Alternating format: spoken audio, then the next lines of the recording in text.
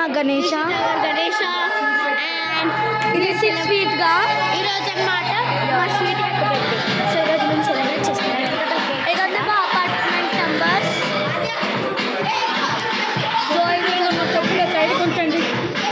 Video video enjoy చేయండి. So మేము dance కూడా చేస్తాం. ఆ వీడియో చూడండి. కలుస్తాం నెక్స్ట్.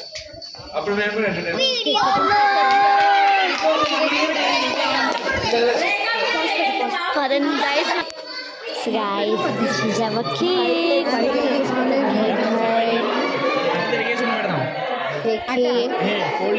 ఇది మా శ్రీలంక. సో స్వీట్ అక్కేది ఎదుగుతాం.